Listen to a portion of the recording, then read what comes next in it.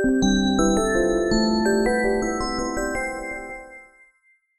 tulemast Eesti Mänguteraapia Akadeemia podcasti. Mina olen Sirli Kivisaar. Ja mina olen Signe Viira. No Signe, kuidas sul siis lastelainel nii-öelda läheb? Praegu läheb väga mänguliselt. Ma just kuulsin, et mu üks laps ei saa tuppa sisse ja kuna me linnas ei ela, siis ma natuke valutan siin oma südant, et kas tal õnnestub varuvuti kätte saada või mitte. Aga ma kuulsin, et see võtme kätte saamine on tal ka väga mänguline, nii et vastab hullu. Nii et äkki ei pea väga palju muretsema. Õnneks on õues ka, vähemalt meil siin Tartus on selline ilus ilm, et võib-olla siis, kui muud üle ei jää, siis läheb välja mängima nii kaua, kuni keegi appi tuleb. Meil on mängumaja ka kodus, et ta saab toredasti siis mängumaja varju pugeda. Kusjuures sellega seoses mulle meenus enda lapsepõlv ja need korrad, kui sa istutud väliskoridoris ja oodatud kedagi koju, sellepärast et võti oli maha jäänud ja siis ma mäletan, mul on endast 10 aastat vanem onu, kes elas tollal meie juures, sellepärast ta käis Tartus koolis ja siis mäletan ühte korda, kui siis lõpuks ta tuli koos oma girlfriendiga, kui ma nüüd aegu või neid kordi segi ei aja. Ja siis vist hoopistükkis võeti mind kaasa, kas selle girlfriendi juurde või kuhugi ja see lõppes siis minu jaoks hästi toredalt. Põneva seiklusega, et mul tuli selle sinu jutu peale hoopis selline lapsepõlve mälestus. Aga täna võtame teemaks ikka mängu, aga ühe meie kuulaja palvel räägime sellisel teemal nagu, et kuidas lapsega mängida. Signe, kui ma sinult küsin selle küsimuse, kuidas lapsega mängida, siis mis sul esimesena mõttesse tuleb? Mul tuleb mõttesse laste beebiiga. Just sealt maalt, kus nad juba, kui nad sündisid ikka täitsa nagu algusest. Et võib tunduda imelik, et kuidas selle vastsündinuga siis nagu mängida. Aga minu jaoks see algabki kuidagi ikka sealt täitsa algusest. Sellest, kui laps on väike ja ma panen tal mähkmeid jalga või riideid selga ja siis laulan talle või räägin parajasti, mis ma teen. Aga see rääkimine on ka alati selline mänguline, et kõik, kellel on pisikesed lapsed olnud, et siis siuke vastupandamatu tunne tekib sisse, et sa ei räägi temaga nagu täiskasvanuga, aga ikkagi räägid nagu sedasi, et paneme jalakesed siia püksikeste sisse, et ta on siuke nagu laulev ja selline nunnutav kõne, mida me lastega kasutame ja et see on selline kõne, mis kõigile lastevanematele ei pruugi meeldida. Aga nii palju, kui mina selle kohta tean, et siis tegelikult on sellel oma koht ka lapse arengus selline laisemise ja koogamise moodi kõnelemine ka täiskasvanu poolt. Kusjuures minu jaoks, kui sa sellest räägid, siis mulle kohe meenub see teaduslik pool nii-öelda, et tegelikult ka teadus toetab seda, mida sina märganud oled. Et võib-olla ongi see küsimus või millest peaks alustama on see, et mida me üldse mänguks peame või et kui me räägime mängust, siis mis see on? Et ühte kindlat sellist ülemaailmset mängudefinitsiooni meil ei ole, aga selles osas vist küll pole kahtlust, et kõik erinevate valdkondade, keda mängimine nii-öelda puudutab või kes seda teemat uurivad, et nad on ühel meelel, et mäng kui selline mängib midagi väga-väga olulist või mingit hästi olulist rolli lapse arengus või siis inimese arengus.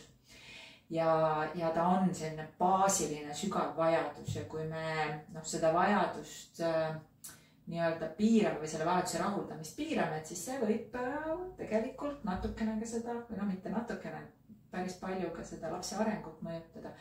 Ja ühe nagu definitsiooni seest võtan ma praegu sellise mõtte, et mäng on tegelikult igasugune tegevus, mis võetakse ette mängulise seisundiga. Ja ajuuurijad ju ütlevadki seda, et ongi see mäng algabki nendest esimestest piltkontaktidest ja sellisest hoopis teistsuguse tasandil suhtlemisest imikuga vastsündinuga kohe peale sündi ja selle kõige eesmärk on ju luua selle lapsega side, turvaline side. Kusjuures sa mainisid seda sellist nagu nunnutavat häält või mina nimetan seda niimoodi, et siis mul ka hakkab läbi jutu kuskilt meenuma, et tõesti keele ja arenguga ja rääkima hakkamisega on ka minu teada see seotud, täitsa soovitataksegi lapsele vastu laliseda ja teha samu hääli, nagu laps sulle teeb. Ja mulle tundub, et ega me teemegi seda alateadlikult, noh, kui me laseme sellel juhtuda, meil automaatselt selle imikuga suheldes muutub keel, näoilm, et meie hakkame peegeldama, eks ole, selle imiku näoilmeid, tema hakkab peegeldama meie omi ja sealt kaudu tegelikult see suhte sideme loomine käibki, sest mis meie suhtlemine ikka muud on kui kogu aeg pidevalt üksteise kehakeele lugemine ja sellele reageerimine ja vastamine. Et miks see on nagu lapsele lihtne tajuda, kuna selles nii-öelda titekeeles või selles nunnutavas keeles, selles on hästi palju helilisi häälikuid, mammud, kinnud, õues on külm, et ja siis me kasutame neid sõnu öeldes ka siukest natuke nagu laulvat ja see laulvat kõneviisi ja siis see hääl käib üles ja alla ja sellel tekib oma selline tempo ja rütm on lastel hästi olulised tegelikult. Te võite testida kodus, et kes on raamatulugejad, et lastele väga tegelikult meeldivad luuletused. Mina oma lasteaiarühmas testisin seda. Ma korraks vahel ütlen, et Signe nimelt on olnud lasteaiaõpetaja meil ka. Ma alustasin sageli tegevusi mingisuguse suvalise luuletusega ja lastele väga meeldib luuletusi kuulata just sellepärast, et seal on selline rütm sees. Ja kui me mõtleme mingisuguste selliste multikate peale, mida lapsed vaatavad või väikesed lapsed vaatavad, siis ju neile meeldivad ka sellised, eks ole, kordused. Mul esimese mõttena tuli meelde, et tänapäeva lapsed vist ei vaata neid enam, aga teletupsud. Seal ju, ta ongi mõeldud väiksemate ja lastele, aga mis seal toimub, seal ju üks asi see muusika ja kõik on, aga see, kuidas teletupsud ju räägivad omavahel, see on selline hästi lihtne, et ta ongi ju nagu, ma ei tea, lalisemisele sarnane või kui ma nüüd õigeid termineid kasutan. Jah, kookamine ja lalisemine. Ja, aga mainisid siin lasteaiarühma, et ma mõtlesin ka laste peale, väikeste laste peale, et lasteaias kasutatakse seda võib-olla rohkem või niimoodi eesmärgipäraselt. On ju ka igasugused sellised laulujupikesed on ju, laulud, meil on ka ju hällilaulud, on ju mingid rütmidega tegevused, et need laulumängud. Ja, et neid ka ju kasutatakse lastele. Ja neid kasutatakse tegelikult väga palju, et meil oli, kui mul nüüd meelde tuleb, et sööma, rohkem ei mäleta, aga mingi töömaa ja siis see nagu luuletuse saatel me siis läksime kõik lastega koos nagu sööma. Et nad ise nagu lugesid neid luuletusi ja need tõesti neile väga meeldivad. Praegu jah, ei tulnud meelde kiiruga. Sa pole ammu enam lasteaias töötanud ka ja nende lapsed on ka juba nii suured, et pole enam vaja neid. Nii et jah, et mina ka mõtlen seda, et ma lihtsalt mõtlen seda, et kui me näiteks jätame nende imikutega ära sellel tasandil suhtlemise. Tead, mul praegu tekkis nagu mõte ja mul tekkis selline mõte, et minu jaoks seal ei olegi, otse loomulikult, kui mul tuleb, on ju, ma ei tea, kui ma näen 10-aastast, siis ma ei reageeri võib-olla nii, et oi, kes mul sealt küll tuleb. Ta võib selle peale võib-olla pahaseks saada, aga teistpidi jällegi ju, kui keegi niimoodi tohutult rõõmsalt ja meeleolukalt ja niimoodi kuidagi laulvalt seda last tervitab ja talle nagu välja näitab, on ju, et ta tema vastu huvi tunneb, siis kuidas laps tihti reageerib või me saame sealt ju tegelikult sellise valdavalt võib-olla positiivse reaktsiooni või ta võib-olla, kui see on eriti näiteks talle oluline inimene, on ju, tuttav inimene, et tal läheb nägu särama, eks ole, talle pööratakse tähelepanu ja juba see hääl ju nagu saadab mingisuguse sõnumi, nagu kutsub kaasa endaga ja tegelikult ju mänguliselt võib-olla suhtlema ja toimetama või mis sa öeldad? No jaa, selles mõttes, et võib-olla selline mänguline lähenemine või siuke vestluse algus lapsele natuke annab seda võimalust mingisugusesse nagu rolli sisse astuda. Et ei pea alati olema täitsa tema ise. Annab võimaluse näiteks lollitada. Mida lapsed teevadki ebamugavas olukorras on see, et nad hakkavad natuke lollitama või eputama.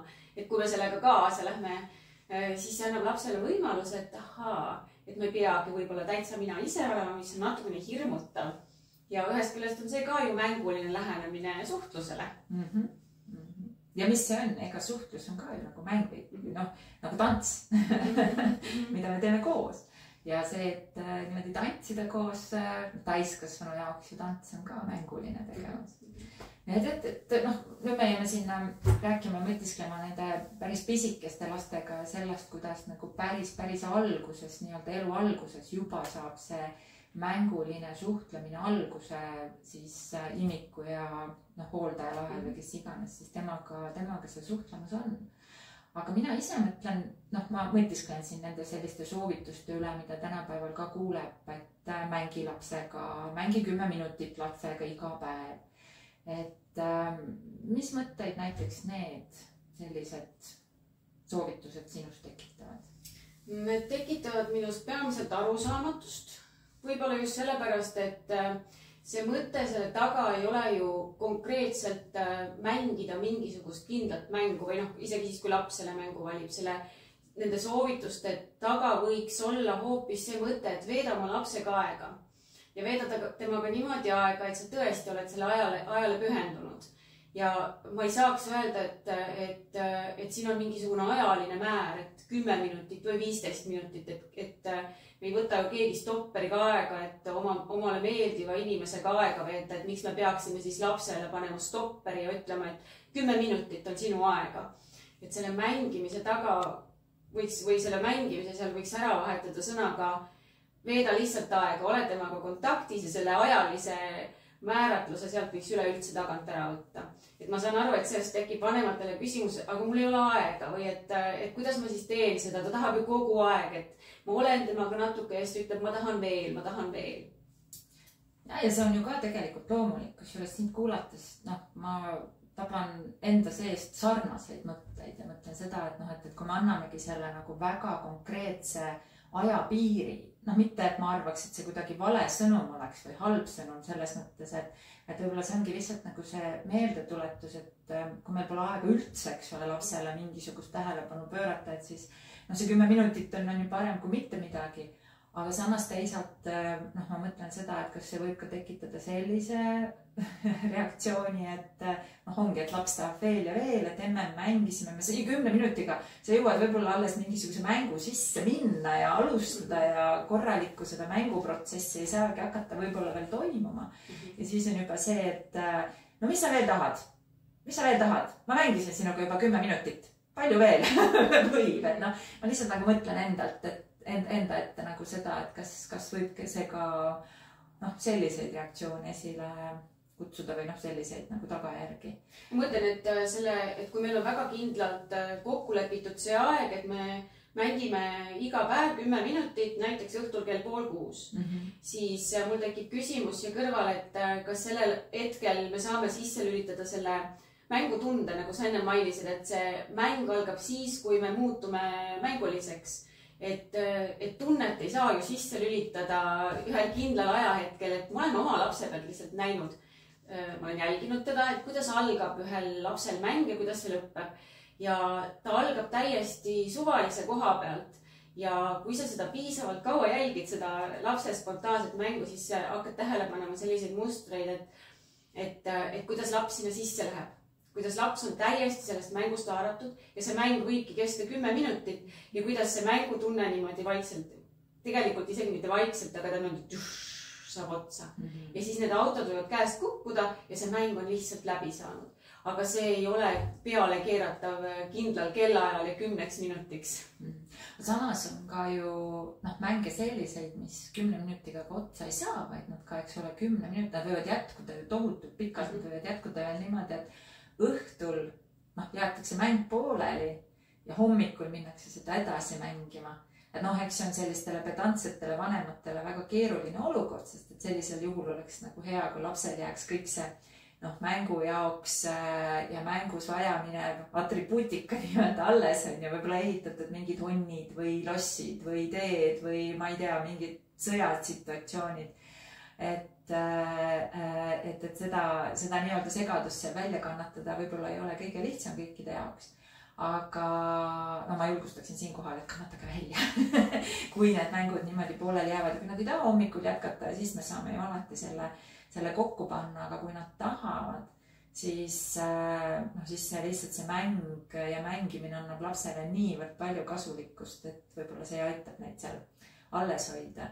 Ja teisalt on ju ka niimoodi, et see mäng võib niimoodi sujuvalt, üks mäng võib üle minna teiseks, eriti kui ka lapsed näiteks mängivad koos, eks ole, siis on veel ju kahe lapse omavahel või rohkema lapse omavaheline selline dünaamika seal, mis hakkab mängima ja kuidas siis seda mängu suunatakse. Üldiselt nagu kogemus ütleb, et ega seda vana mängu samal kujul enam järgmine päev üles ei võeta. Mis tähendab, et kui teil on ka samasugune kogemus, siis tekib ju tahtmine see, et koristame ikkagi õhtul ära. Aga millegipärast on lastele tähtis, et see säiliks see mängusituatsioon või see mängusegadus, ütleme siis, et ta säiliks, et järelikult on lapsel vaja seda kuidagi enda jaoks veel siis protsessida, et ta tahaks neid asju sinna laiali jätta. Et ma ka julgustan, et isegi kui te teate, et raudpolt kindlalt see mäng järgmine hommik ei jätku, siis las see jääb see pappkastide hunnik või see raudtee, mis on sinna maha veetud, et kui teil ei ole just vanaema külla tulemas, et on vaja see tuba ära koristada, siis võtke rahulikult. Kusjuures ma mõtlen seda, et praegu tekib mul selline paralleel meeldivate kogemustega. Selles mõttes meeldivate kogemustega, mida me ise kogeme. Mis need on? Mängulised kogemused ju tegelikult. Täiskasvanuna on ju. Et me ei mängi võib-olla klassikaliselt niimoodi trifaad või uka-ukat või kuidas keegi seda nimetab, on ju, nagu me lapsena mängisime, aga võib-olla see mänguline tegevus meie jaoks ongi kas tore mingi perekondlik üritus või sõpradega koos oldud aeg, siis tegelikult ju lähed koju õhtul ja väga tore on nagu kaasa võtta need mingisugused mälestused või asjad, mis seda meenutavad, pildid, meil tänapäeval on need fotod, aga lähed reisile, ostad ka kaasa mõttetut nänni põhimõtteliselt on ju sellepärast, et sa saaksid kaasa võtta selle sama emotsiooni sealt. Et ma mõtlengi, et lapse jaoks ka see mäng ja see, mida on kasutatud selles mängus, mis on olnud tema jaoks, eks ole, tore, siis jätta alles see, mitte kohe ära lõhkuda ja olla läbi nende asjade natukene aega ka veel nagu selles mälestuses võib-olla see aspekt, mis seal äkki ka rolli mängib. Mina praegu mõtlesin, et tegelikult ma läheks veel kaugemale, ma ütleks, et me mängime täiskasvanutena kogu aeg ja ma nimetaks mängimiseks seda, kui me mängime oma ideedega. Kui me omavahel vestleme ja põrgatame mingeid toredaid mõtteid või toredaid... Kui meile meeldib see. Ja, kui meile see meeldib ja mingeid ideid, mis viivad nagu edasi või aitavad nagu seda mõtet, mis teie peas on nagu selliseks suuremaks ja põnevamaks ehitada. Et kui te satute kellegagi väga põnevasse vestlusesse, ma nimetaks seda ka mänguks. Et see on see, mida lapsed teevad lihtsalt seal oma toa põrandal või oma riiuli peal Lego mehikestega või mudelautodega, et meie teeme lihtsalt seda vesteldes. Või siis teine asi, nagu lapsed teevad nii, et kuule, Signe, tule mängima minuga liivakasti, siis nüüd on see, et kuule, Signe, mis sa sellest asjast arvad, kuidas sul sellega on, ja sealt tuleb nagu see mängulisus välja. Aga mis sa arvad, Signe, sellest, et kui palju nagu lapse vanemad, me rääkisime just sellest, et 10 minutit on ju, et sellist aega panna on keeruline, aga et kuidas nagu selle mänguga on või kui palju seda peaks olema? Kas laps peaks mängima suurema osa ajast koos oma vanemaga või tegema mingeid asju või mitte? Mis sinu nägemus sellest on? Ma arvan, et see sõltub hästi palju lapse vanusest, et mida väiksem laps, seda rohkem aega vanemaga. Üldiselt öeldakse ju, et alla 3-aastased lapsed ei mängigi teiste lastega, et nemad vajavadki mänguks ainult teist täiskasvanut ja eelistatult siis turvalise kiindumussuhtega või kõige esmasteta täiskasvanud, kellega nad on kõige rohkem kokku puutunud.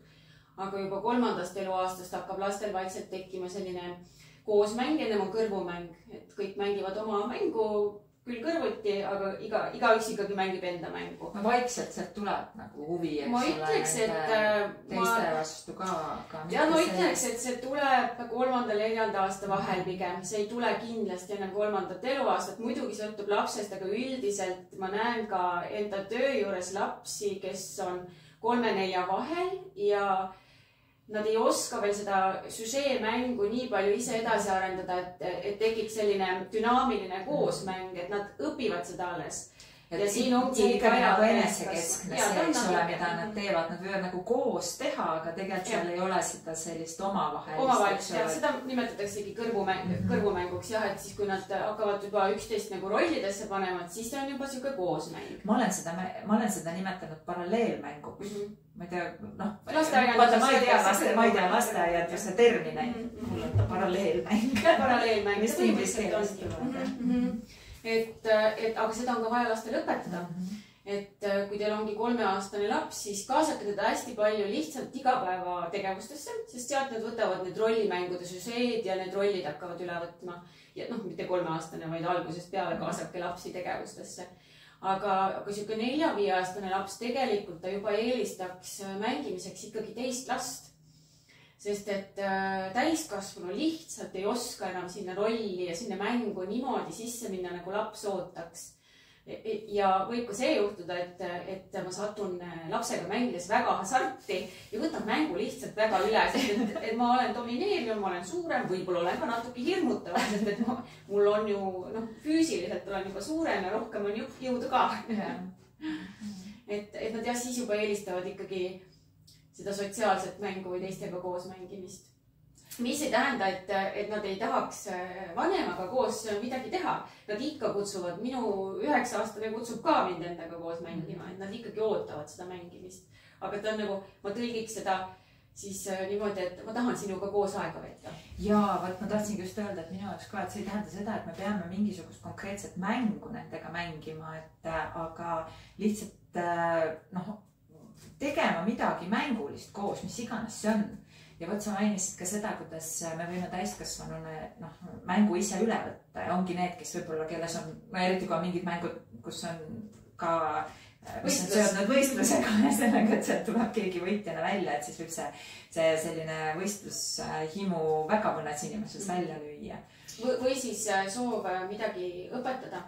Ja. Et kui on näiteks selline mäng, et on head ja pahad, mis on hästi tavaline laste mäng, head ja pahad ja et siis tekib soov õpetada, et kui laps ütleb, et pahad pätid saavad alati võitu, siis tekib meil võib-olla selline moraalne või siuke eetiline soov öelda, et aga päriselus ikkagi on niimoodi, et nad saavad need pätid kätte ja kõik hea alati võidab. Et lapsed mängivad sellel hetkel mingit sellist asja läbi, kus neil on vaja tunda, mis asi on see, kui paha võidab. Ja olgem ausad, nii palju, kui me ka seda ei tahaks, et elu kulgeks nii nagu muinasjutus ja lõppeks alati hästi, siis need situatsioonid või need konkreetsed olukorrad, kus laps parasjagu on, ei pruugi olla nii-öelda kõige positiivsemad või tema kogemused ei pruugi olla, ja võibki olla teatud hetkedel väga raske näha seda, et hea võib võita kurja ja see ka vajab ju läbimängimist. Ta vajab läbimängimist ja kui te lasete lapsel sellel pahal ikkagi võita, siis ühel hetkel juhtub nii, et need head ikkagi võidavad. Et mis on üks hästi oluline asi on see, et just nagu sa mainisid muinasjutud, et lapsed peavadki uskuma muinasjuttu, nad peavadki uskuma, et headus võidab, et kõik läheb hästi, et me peame süstima nendesse väikestesse inimestesse seda teadmist, et siin tasub veel olla. Me kõik vajame seda. Me kõik vajame seda olenemata east. Aga mänguga seoses mul tuli meelde üks selline näide.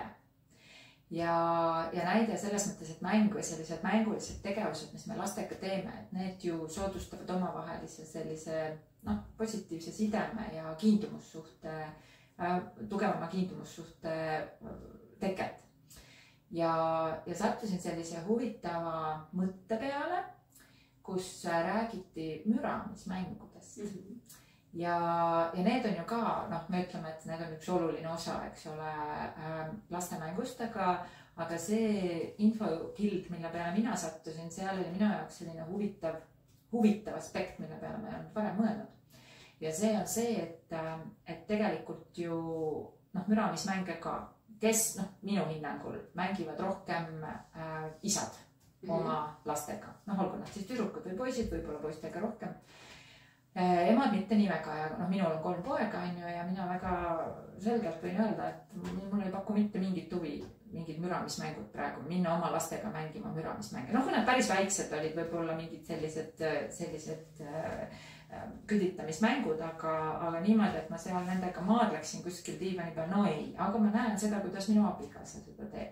Mulle see väga meeldib, noh, see ju tegelikult toetab samamoodi kindlumussuhte arengut ja nii edasi. Aga võt see infokild, millest ma rääkisin, ma hakkasin, seal oli toodud välja selline huvitav mõte, et väidetavalt siis sellised müramismängud on rohkem läänemaailmale omased. Ja välja oli toodud ka selline teooria või mõte, et tegelikult väidetavalt on seda siis ka uuritud, et kui emad oma nagu sellistes rahulikumates tegevustes lastega kulgevad ja tegelikult nende tegevuste käigus eritub meil siis sellist nagu omavahelist head sidet soodustavat hormooni oksütotsiini. Et siis ma võin nagu selle koguse osas eksida praegu, aga et see, kui isa mängib oma lastega 5 minutit sellist müramismängu, annab nii isale kui lapsele põhimõtteliselt sama kogus oksütotsiini kui, eks ole, ema selline rahulikum tegevus lapsega tunni aja jooksul. Ja teoretiseeritigi seda, et võib-olla see ongi omane ka lääne ühiskonnale sellepärast, et meil on kogu aeg nii kiire ja isad on veel praegu ka need, kellel tihti on, kes on rohkem tööl ära ja vähem lastega koos niimoodi igapäevaselt. Et see on nagu looduse viis, kuidas anda lastele ja isadele võimalus lühikese ajaga saada seesama selline tugev omavaheline side. Mulle väga see mõte meeldib ja minu arust on selline hästi kuidagi loogiline ja seletab päris palju lahti. Et ma ei tea, mis mõtted sul tekivad sellega seoses? Ma ka olen müramise kohta lugenud ja mida mina olen lugenud on see, et müramine aitab piiride tunnetusele kaasa, et ta aitab sellele kaasa, kus on teiste piirid ja kõige tähtsam ta aitab sellele kaasa, kus on mu enda piirid. Et kuidas see siis müramisega seotud on see, et müramine võib väga kiiresti minna sellisest lõbusast tegevusest selliseks tegevuseks, mis on ebameeldiv.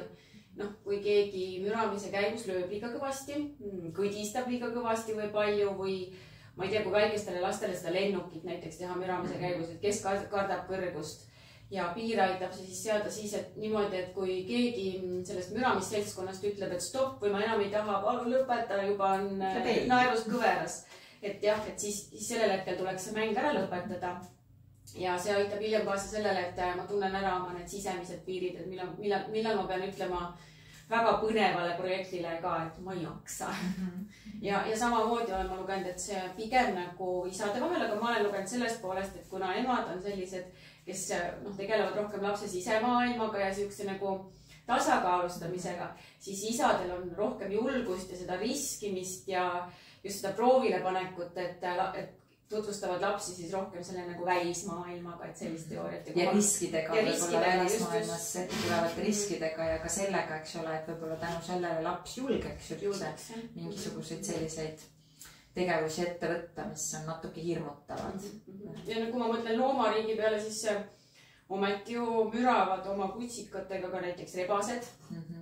Et see võib-olla polegi nii inimestele ise omast. Ei, aga võt seda on küll öeldud, et bioloogid või mis iganes eriala, kes siis uurivad, eks ole, seda elusloodust kui sellist ja ka loomi, et inimlapsed nii-öelda siis loomariigis või imetajatest pidid mängima ajaliselt kõige kauem oma nagu lapsepõlvest nii-öelda. Mis on üsna loogiline, sellepärast, et inimesed ju sünnivad kõige ebaküpsemana ja vajavad kõige pikemalt hoolda ja tuge, et ellu jääda. Ja teine üks asi on see, et meie füüsiline keha, selles mõttes füüsiline või see nagu väline pool on ju ja võib-olla nagu need sugutunnused ja kõik arenevad välja, eks ole, varem, aga aju meil ju küpseb alles 25. eluaastaks, nii et mingisugune hästi oluline roll võt sellel teekonnal, sellel mängul mängida on. Aga kui, nüüd me oleme siin mõtisklenud niipidi ja naapidi sellel mängu teemal ja laste mängu teemal ja lastega mängimise teemal, aga kui me kui me proovime mingisugused sellised põhiideed kokku võtta, et siis mis need soovitused oleks või mõtted oleks, et ma võtakski esimesena kohe selle, et lapsega mängimine, mina ütleks, et seal ei ole mingisuguseid selliseid, selles mõttes kindlaid reegleid, et sa pead nüüd võtma vot selle, ma ei tea, tegevuse mängu ja nüüd seda lapsega mängima, et mina ütleks seda, et usalda ennast, usalda oma last ja leia lihtsalt nagu tegevusi, mida lapsega koos teha ja tõesti, miks mitte ka väikese lapsega, eks ole, ka või ka suuremaga ka vahel koos mängida ja mängida niimoodi, et mängime nii, nagu laps tahab. Ja kui ma enne ütlesin, et ma lepiks mingisugust aega nendeks asjadeks kokku, siis võib-olla see on üks koht, kus kui näiteks lauamänge mängida, et võib-olla see on üks koht, kus saab aja kokku leppida, et lauamängud kindlasti tekitavad perekondades palju tüli. Et eriti siis, kui on hästi erivanuses lapsed mängivad koos, et näiteks 4-aastane, 7-aastane ja 10-aastane, siis ju see 4-aastane tahaks teha oma reegleid ja on väga pettunud, kui ta ei võida, aga see 10-aastane tahaks ju mängida nii, nagu on kirjas ja ta tahaks, et kõik oleks võimalikult aus. Et siis võibki leppida näiteks kokku, et kui on suur lauamängupere, et mängime laupäeval selle 4-aastase reeglite järgi ja mängime täpselt nii, nagu tema siis tahab. Aga siis ongi see hea, et lepime kokku enne selle, et ei tekiks pärast seda tüli. Aga vaata, järgmine laupäev mängime 10-aastase reeglite järgi ja siis saab 3 või see 4 otsustada, et kas ta tahab kaasa mängida või näiteks tahab mängida koos emmega ühe nupuga. Ja, tahtsin just välja pakkuda selle, et kui sa ei paku, et siis on ju variant see, et me mängime koos, et me oleme nagu tiim, on ju mina ja 4-aastane, et me saaksime sellele 10-aastasele vastu. Ja mina ütlen ka seda, et täpselt, et on paratamatult, kui me käime ka tööl laste kõrvalt, on ju, siis need päevad on täis igasugust sebimist ja väsimust on palju ja muresid ja probleeme, et ei pea ju ka võtma alati lihtsalt seda mängu kui sellist ette, mingit ka lauamängu on ju, vaid näiteks tõesti, et tehke koos süüa, tehke koos õhtusöök ja sel ajal saab ju samamoodi lapsega mingisuguseid olulisi teemasid, selles mõttes olulisi teemasid arutada, millest tema tahab rääkida ja selle söögi kõrvale ju kulgeb ka jutt paremini, et näiteks leida lihtsalt mingisuguseid selliseid tegevusi.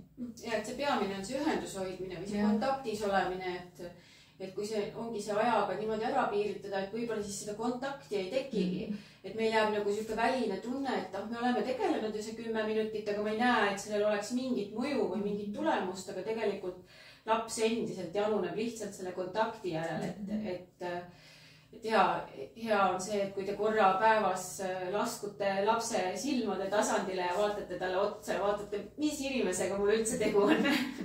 See on maas madalas.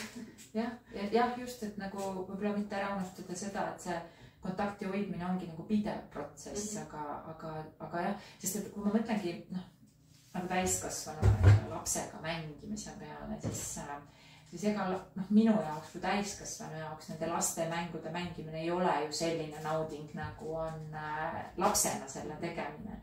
See on tegelikult pingutust nõudev tegevus ja sellepärast me võib-olla ei tahagi seda ette võtta, sest et päev on tihe, ma olen niikuinii väsinud. Aga et vahel võib-olla õnnestub lihtsalt nagu selle sideme kontakti pärast, sellepärast, et nagu sa ütlesid, et vaadata lapsele otsa, et kes see minu laps on, et läbi mängu saan ma ka ju seda teha, et näita mulle oma maailma, näita, mis mängud sulle meeldivad, kuidas sa mängid, ja näiteks proovida seda teha, lasta lapsel juhtida seda. Jah, ma just mõtlesingi sellega seda, et korraks sinna lapse maailma sisse piiluda, et kui ma mõtlen, et see mäng ei pruugi olla pärast rasket tööpäeva meeldiv tegevust just nagu selles mõttes ka, et ta ei paku ajule sellist stimulatsiooni, nagu me tahaksime. Et aga kui võtta nagu, vaadata nüüd teise pilguga seda mängu, vaadatagi selle sama pilguga, et ma tunnen sinu vastu huvi. Ma tahan teada, mida sa mõtled ja mida sa tunned ja mida sa maailmast arvad. Et see on nagu selline, lõpuks selline salakeel, mis sa siis lõpuks ära õpid selles mõttes, et kui lastega järjepidevalt mängida ja tegeleda, siis sealt koorub päris huvitavaid mustreid, päris huvitavaid selliseid korduseid, mis otseselt ise ei tähendagi mitte midagi, aga tänu nendele mustritele ja kordustele me hakkame võib-olla märkama muutusi või siis mingeid seisakuid. ja mina mõtlengi seda, et miks mitte.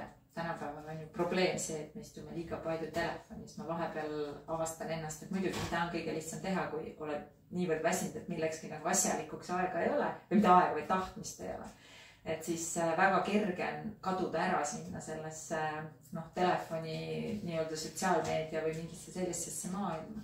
Et selle asemel panna see telefon teadlikult kõrvale ja võtta näiteks selle asemel aeg sellest, et minna ja tõesti vaadelda, jälgida, mitte mingit teaduslikku uuringut teha, kuigi võite ka seda teha, aga võtta aeg selle jaoks, et tegelikult ega see on ju ka selline lähedaste inimestega koos olemine ja seal selline nendega koos aja veetmine ju samamoodi taastab.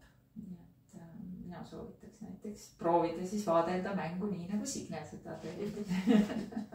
Ja see on väga põnev, sealt tuleb väga põnevaid avastusi iseenda laste kohta välja. Ja just see minu jaoks on olnud see kõige suurem see ongi vist olnud, et mis asi see mäng üleüldse on, kui sa näed, ühel hetkel hakkad ära tabama, kuidas see mäng üleüldse sünnib või kuidas see laps sinna mängu hetke sisse läheb ja kuidas ta seal sees on niimoodi, et ta on justkui nagu kahe reaalsuse vahel, ta teab, mis toimub ümber, aga ta on niimoodi oma selles loos sees. Ja kuidas ta sealt siis niimoodi välja tuleb, et see võib tõesti teinekord juhtuda niimoodi nipsti ja see auto kukub käest, ma enam ei taha, ma enam ei jaksa.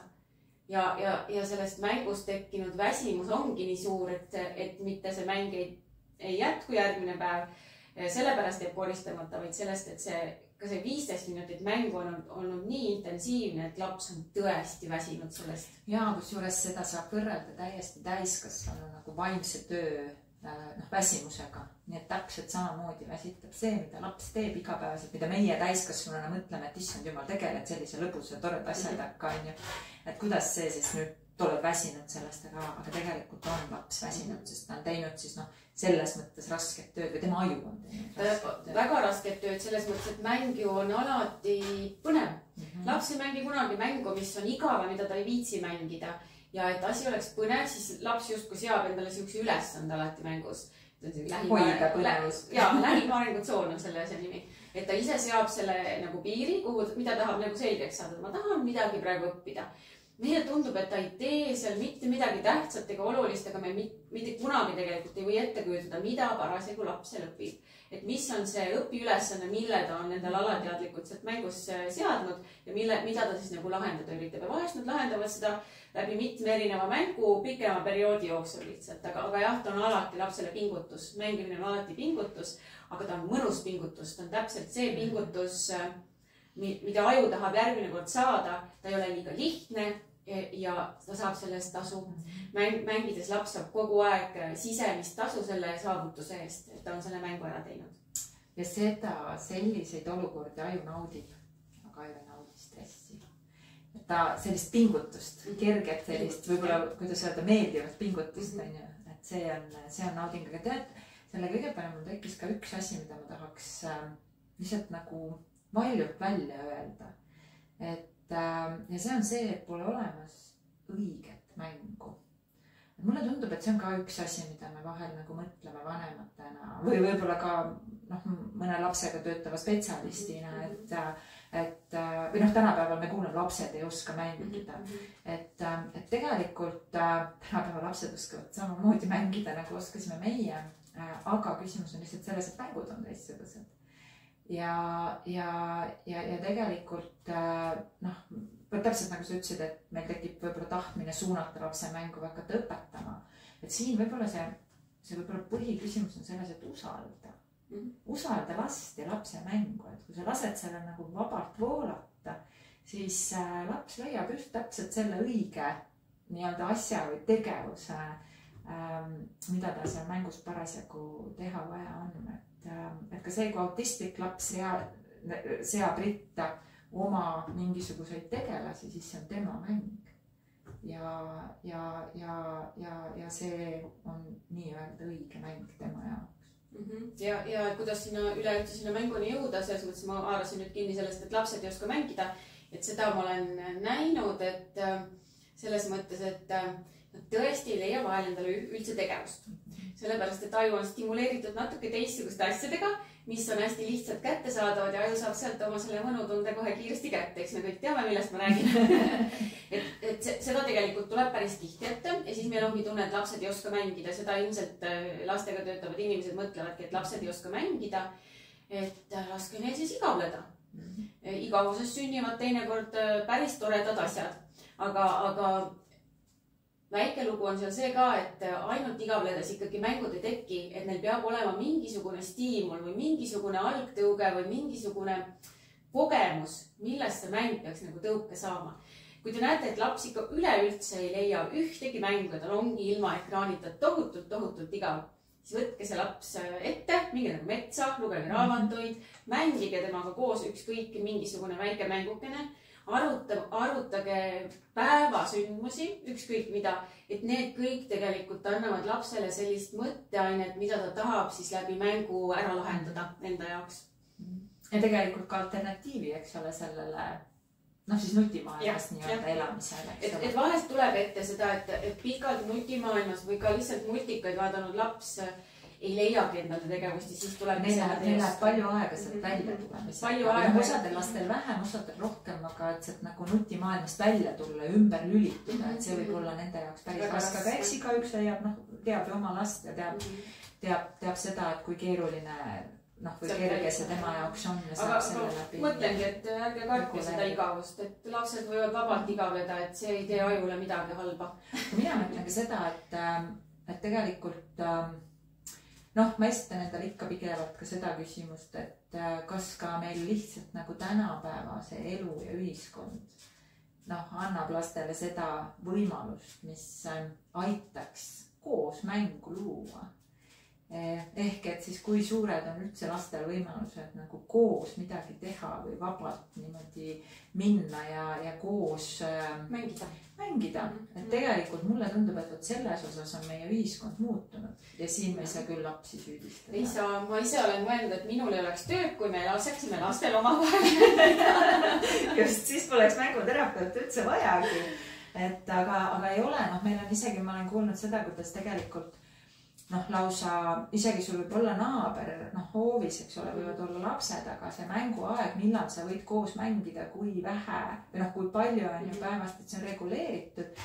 Meil vanasti, muidugi, kui ma pean koolis käima ja nii edasi, mul on vaja õppida ja mingid tegevused ära teha, aga ütleme, et kui on vaheajad või sellised perioodid, kus see ei ole nii oluline, on ju, siis ega ju sõprade pärast vanaemade vanaiste juures juba vanema lapsena ju meeldiski käia, et nendega koos hommikul välja, õhtul tuppa, või siis kellel, kus olid majad ümber veel niimoodi, lapsed mängisid, siis samamoodi hommikul läksid, õhtul tulid, kui ema akna pealt hüüdis ja seal lähedal olid, siis käisid vahepeal võib-olla söömas. Ja multikaid vaatamas. Multikaid ja siis 5. korrusele jooksid siis, kui pissihäda oli juba nii suur, et lõpuks tuli poole töö peal 5. korrusele püksi, sest et nii tore oli väljas, et mulle lihtsalt tundub, et ongi, et oleneb ka, kus see laps elab, eks ole, kui ta on sellises kohas, kus on teisi lapsi, tema vanuseid enam-vähem, kus saadakse niimoodi väljas mängida, siis see on nagu lihtsalt imeline. Aga kui satub laps elama sellisesse kohta, kus tal ei ole lähedal kedagi, siis mida siis teha? Jääbki üle nii nagu Ameerikas, siis teeme neid playdate. Need on nagu need mõtlemiskohad, aga mina ütleks küll paneks südamele, et ärme võtame ära lastelt seda koosoldud aega, sest et kõige olulisemad oskused elu jaoks, selles mõttes, kuidas koostööd teha, kuidas üldse teistega koos siin maailmas eksisteerida, tulevad ju sealt koos mängust. Et see on minu jaoks suur küsimus, ka kuidas linnaruumis luua, eks ole, näiteks seal varateismelistele ja noorematele lastele, kes iseseisvalt juba kulgevad näiteks kohti, kus olla, mida teha. Võt sellise mõtte, mis peaks veel siin lõpus. Ja ma olen väga nõus sellega ja ma olen ise tähele pannud seda, et kõik need mänguhetked, kus lapsed saavadki omavahel mängida, on mingil viisil ikkagi väga koordineeritud täiskasvanute poolt, et kogu see tegevus on ikkagi väga jälgitud. Ja ta on jälgitud selles mõttes, et kõik tahame head, me tahame kiiresti ära lahendada laste konfliktid. Kui lastel omavahel tekivad tülid, siis ei lase me sageli lastel neid ära arutada. Et just täna kuulsin sellist mõtet, et lihtsalt mingisugusest Instagrami klipist, et konfliktid on nagu sõlmed omavahelises vestluses, mis on hästi mõnus lihtsalt koos omavahel lahti arutada. Aga kui me ei lase lastel neid arutada, et kui me pärast laste koosmängimist võtamegi teisele emale kõne, et kuule, su laps ütles mu lapsele seda, et siis me ei lase lastel harjutada turvalises keskkonnas seda, et kuidas siis ära leppida, kui ma olen sõbrale halvasti öelnud, et ma julgustan ka vanematel seda, et kui laps tuleb teie juurde nii-öelda kaebama, mis juhtus ja kus juhtus, siis võtta hästi rahulikult ja öelda, et sul juhtus selline asi. Sul ei meeldi. Sul vist oli täna päris raske. Päris raske. Äkki sa saad selle, kas oleks kuidagi, kuidas sa saad selle ise ära lahendada? Võib-olla ma isegi ei läheks selle lahenduse juurde. Ja isegi võib-olla kuuleks ära, vaatad, võib-olla Marsid võiks olla vihaselt enda tuppa ja rohkem midagi ütle ja tegelikult ei olegi ju seda. Ja homseks on see läinud või ülehomseks lepivad nad ära. Võib-olla, just. Ja kui lepi ülehomseks, võib-olla lepivad nädala pärast.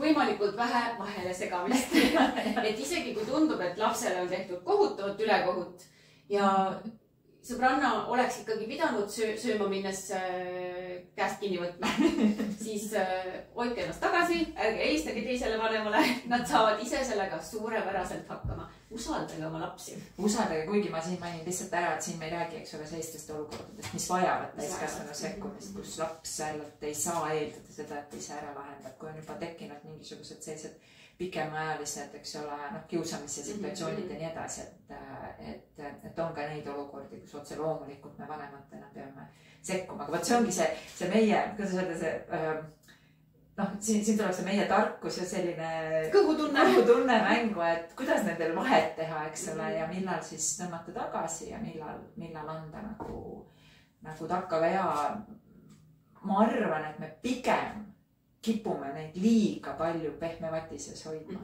kui et laseme neid nagu ise otsustada. Nii et ma arvan, need on tegelikult päris head mõtted, mille pinnalt siin täna ots kokku tõmmata. Kas on veel sul mingisugune selline kiire soovitus mängimisega seoses, millest äkki vanematel kasu on või teistel, kes lastega tegelevad?